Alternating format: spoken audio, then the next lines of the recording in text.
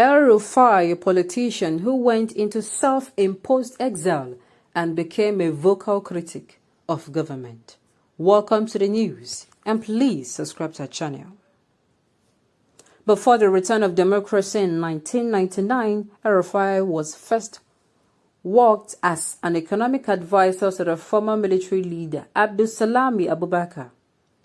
3 years after the military transferred power to Obasanjo, he was appointed the Minister of the Federal Capital Territory between 2003 to 2007. However, in 2008, he went into a self-imposed exile and became a vocal critic of the late Umaris Yar'Adua's administration, and he reportedly returned to the country in 2010, barely a year to the 2011 presidential elections. Of course, he was one of the most senior and powerful members of Obasanjo's team, serving as minister 2 times and heading the privatization agency where he worked closely with the vice president, Atiku Abubakar. He was often described as a reformer due to his unparalleled radical transformation of the federal capital, believed to be highly riddled with corruption and vast deviation from the original master plan. During the last days of the Obasanjo administration, Nuhu Ribad, the former EFCC boss, was quoted to have described El-Rufai as the de facto number 2 official. This shows how powerful he was in the government. Ribad had tagged him with the role of vice president, and it was coming at a time there was a fallout between Obasanjo and his vice, Atiku Abubakar, over who took over his government in 2007 and massive corruption perpetrated in his government. It was reported that Obasanjo's trust and confidence in El-Rufai had triggered the anger of a vast majority of the political class around him. How did his self-imposed exile begin? Before the 2007 presidential elections, El-Rufai has been tipped as a potential candidate to be Nigerian president. No one could doubt it due to the mutual and close relationship he had enjoyed with Obasanjo. However, Obasanjo declared support for the then outgoing governor of Katsina State, Umar Yar'Adua. He had backed Yar'Adua as president and Goodluck Jonathan as vice president. They had won the race in one of the most contentious elections in the country. Before leaving office as a minister, El-Rufai was accused of corruption after 32 billion naira was declared missing from the proceeds of a sale of government houses and abuse of office in allocating land in Abuja. After denying the allegation and wrongdoing in government, he left the country remaining critical of President Umar Yar'Adua from afar. He had insisted that all the accusations were politically motivated against him. Days after returning from a self-imposed exile, he was questioned by the Anti-Corruption Agency, EFCC, Economic Financial Crimes Commission, for 9 hours and released on bail. His lawyer, Abdul Hakim Mustafa, was quoted to have said, El-Rufai was coming to Nigeria to clear his name.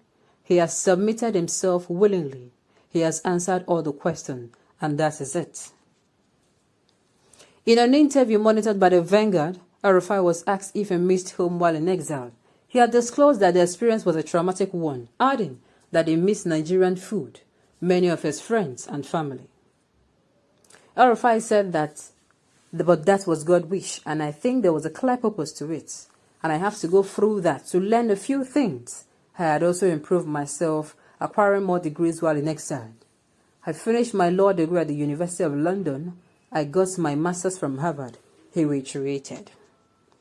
Okay, on this particular one, well, El-Rufai is currently the president, he is currently the governor of Kaduna State. He's the governor of Kaduna State, and recently, I think about 1 week ago, I cannot say the time precisely, but about last week, he came out to say that he no longer, or his state, in quote, no longer needs, they do no longer depend on the federal government's allocation, that they were doing well for themselves. And I'm saying, wow, people begin to commend him that he's doing well and it should be replicated on a national level, blah, blah, blah. And I'm saying, have you gone to his states to do the research before lauding his praises? If one month comes out, you don't praise yourself. Just like the ex-governor of Sokoto State said yesterday, you cannot come out and say these are the legacies you leave. No, it is somebody else that will come out. And after doing the mathematics, doing all the survey and say, yes, indeed, this person really did well. You cannot be in office and praise yourself, no. And I said then, go and do your survey. And just when I went and did a little research, it turns out that he did away with mostly, I mean, some people are wailing. People are wailing over there. They said he sacked many civil servants. He did many things. And, salaries unpaid, and he sacked them. And I'm saying, wow. Then, before I even went into this particular comment, before I said that, then, I said, I hope he's not taken from the people. He's not extorting them. That was my comment. Before I even went for the research, and I found that, alas, he was actually taken from Peter to give to Paul. If you're saying you have, what did you do to have? Yes. What? You downsize so many things. You call this, you downsize it, and you downsize, and you downsize, and you left them without pay. Is that it?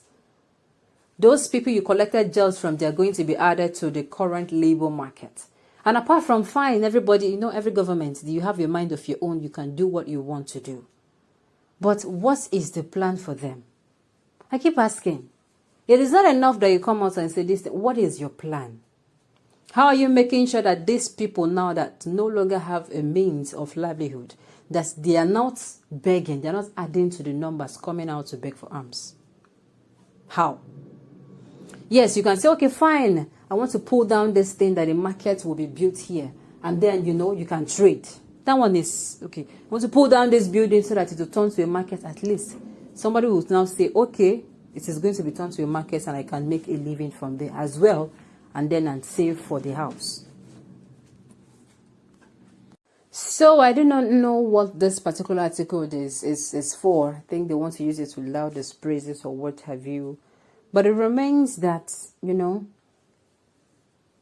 people are the ones that are going to say how good you've done. No matter how you want to look at it, people will come out. You cannot come out and say, that is why I keep saying that you as a government should be in open communication with your citizens. You want to hear what they have to say about you when you leave office. You have to find out. You brought out a policy. You want to hear what you have to find out. You have to be open to them. And of course, you have to consider them in a lot of things. Except you want to tell me that what you are doing is going to be for their betterment. You should communicate it as well. Like I said, I did not know what this post was meant for, but I believe it is meant to laud the praises of El-Rufai. On this note, we have come to the end of the news. We say thank you for tuning to listen. Until I come your way next time, enjoy the rest of your day.